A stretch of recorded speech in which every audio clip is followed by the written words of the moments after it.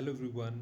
आज जो मैं आपको बताने जा रहा हूँ वो एचआर प्रोफाइल के बारे में बता रहा हूँ। ये प्रोफाइल हम उनकी एजुकेशन देखेंगे कि और उनका एक्सपीरियंस, उन्होंने कैसे अपने करियर की शुरुआत की, क्या क्या स्किल्स उन्होंने टाइम के दौरान सीखी, जिसके कारण वो आज इस लेवल पे हैं कि बहुत डिज़र्विंग कैंडिडेट हैं वो।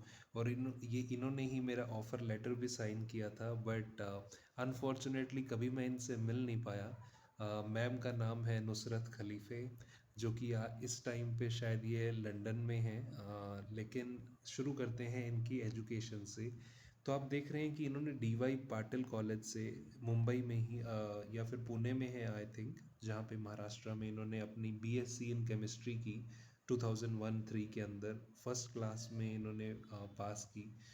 उसके बाद केमिस्ट्री के बाद इन्होंने पुराने समय में ही एमबीए कर ली थी। आज हम देखते हैं कई लोग साइंस स्ट्रीम के बाद एमबीए चूज़ करते हैं, हमें बहुत नया सा लगता है वो। लेकिन इन मैम ने उस टाइम पे ही एमबीए करने की सोची थी। अब सोच के देखिए कि उस समय पर अगर इतनी बड़ी सोच थी इनकी कि इनके घर में या फिर जैसे कहीं ना कहीं इनका सपोर्टिव मेंबर ज़रूर रहा होगा, मेंटोर रहा होगा, जिन्होंने इनको गाइड किया, और या फिर इन्होंने खुद ज्ञान को अर्जित किया और इन्होंने एमबीए करने का फैसला लिया।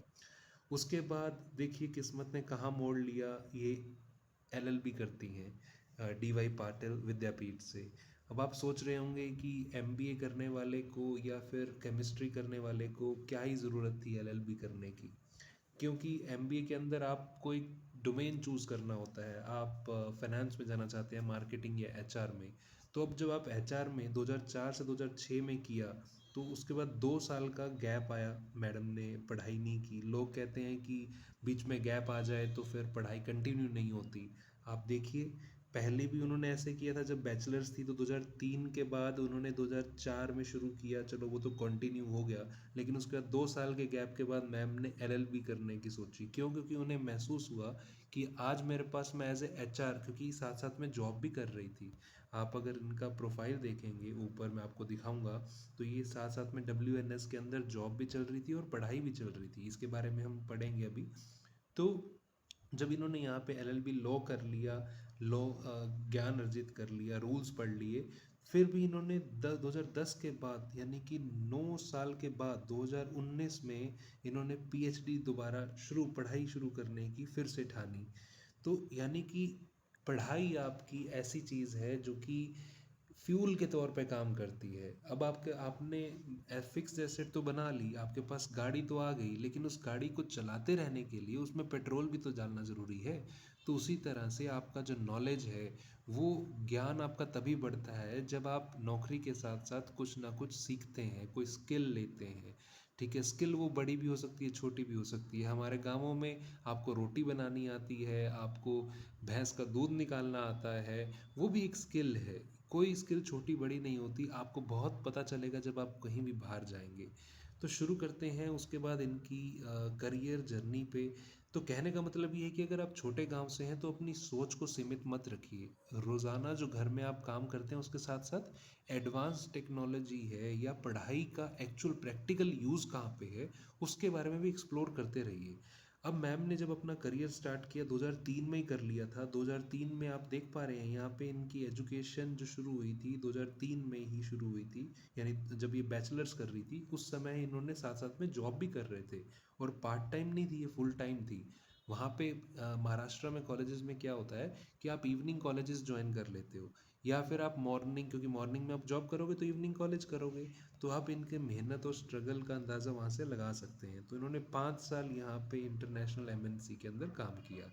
फिर ये 1 साल यहाँ पर जाती हैं, यानी कि ये जॉब छोड़ करके दूसरे में स्विच करती हैं। और यहाँ पर फिर 1 साल बिताने के बाद इन्होंने ये यहाँ पे चीज़ें सीखी। ये इनकी स्किल्स हैं, आप देख रहे हैं, customer experience, communication, team work, HR के डोमेन में।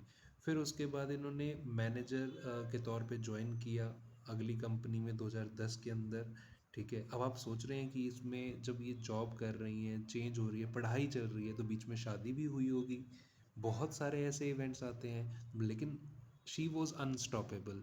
और उनको अनस्टॉपेबल रहने का परिणाम उनको आगे मिला जब उनको कंपनी बहुत अच्छी मिली, और उन कंपनी से ज़्यादा उनको अकम्पनी अच्छी मिली, यानी कि आसपास के लोग उनको विकसित दिमाग के मिले, है ना, मैनेजर उनको बहुत अच्छे मिलते हैं।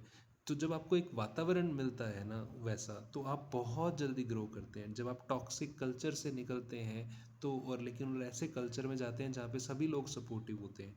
तो ये एक उनकी लाइफ का फेज़ था जहाँ पे कि उन्होंने यूपीएस में ज्वाइन किया, तो उस समय उनके प्रोफाइल अच्छी थी, ठीक है, सुपरवाइज़र थे वो। तो वैसा ही उन्होंने प्रोफाइल में रहते हुए ये स्किल्स आपके सामने जो दिख रही हैं, प्रोसेस इंप्रूवमेंट, एचआर सॉफ्टवेयर, बहुत मेहनत की होगी, कड़ी मेहनत की होगी। 3 साल मेहनत करने के बाद वो वहाँ पे पूरे डिपार्टमेंट के मैनेजर प्रमोट हो जाते हैं 2016 के अंदर।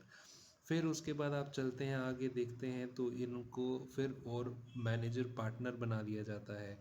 मतलब इंडिया के साथ साथ दूसरी countries, middle east, Africa they दी जाती है। फिर आप देख रहे हैं इनको यूएई भेज दिया जाता है, जहाँ पे कि ये, जहाँ से काफ़ी सारे डिविजन्स को हैंडल करते हैं। और अभी मौजूदा ये लंदन के अंदर कार्यरत हैं और यूके, आयरलैंड एंड नॉर्डिक्स को मैनेज कर रहे हैं। तो अभी भी इनकी जर्नी रुकेगी नहीं। आप देख रहे हैं कि जब ये यहाँ पर, यानी कि 2000 सन के अंदर जब आप बात कर रहे हैं, तो इनकी पीएचडी भी चल रही थी। तो दोनों चीज़ें कैसे मैनेज हो रही होंगी? लोग कहते हैं कहीं पढ़ाई नहीं करनी चाहिए, एक ही काम हो पाता है, लेकिन उन्होंने साथ साथ में दोनों काम किए। कारण उसका यही है कि आपको, जब आप एचआर बनते हैं ना, तो आपको अलग अलग डोमेन से हायरिंग करनी होती है। आईटी है, फाइनेंस है, छोटी से छोटी प्रोफाइल कंपनी में, और बड़े से बड़े लेकर सीईओ सीएफओ तक भी आपके एचआर ही हायरिंग करता है। और एचआर को अगर रूल्स के बारे में पता नहीं होगा, तो डेफिनेटली कोई भी कंपनी में, मतलब कुछ भी कर सकता है। आपका मतलब एम्प्लॉय को डेवलपमेंट करवाना भी ज़रूरी है। एम्प्लॉय को हैरेसमेंट नहीं होना चाहिए एम्प्लॉय के साथ। और अगर कुछ ऐसा गलत होता है तो उस टाइम पे क्या डिसीज़न लेना चाहिए, वो सभी चीज़ों को मद्देनज़र रखते हुए एक पर्सन को मैनेजर के तौर पे हायर किया जाता है। लेकिन not all the drops in the ocean are same. सभी देखिए, बुरे एचआर भी नहीं होते, सभी अच्छे भी नहीं होते, और ये आजकल के ज़माने की कटु सच्चाई है। लेकिन मेरा जो एक्सपीरियंस मैडम के साथ रहा है, मैंने कभी बात नहीं की, लेकिन इनका जो फीडबैक मैंने सुना है, और जो इनकी लीडरशिप स्टाइल में जब मुझे हायर किया गया था, तो मेरा इनके साथ कम्युनिकेशन बहुत अच्छा था। मतलब I am really feeling blessed to have this person in my networking on LinkedIn. And I would request all of you to be like her. And this lady is unstoppable. इनका नाम नुसरत खलीफ़े है, और बहुत ही अच्छे और एडमायरेबल मैडम है ये हमारे। तो आज के लिए इतना ही, मिलते हैं कल, फिर अगली प्रोफाइल का रिव्यू करेंगे। Thank you very much for watching. Be विकसित युवा, so that we can make विकसित भारत अगेन। Bye bye.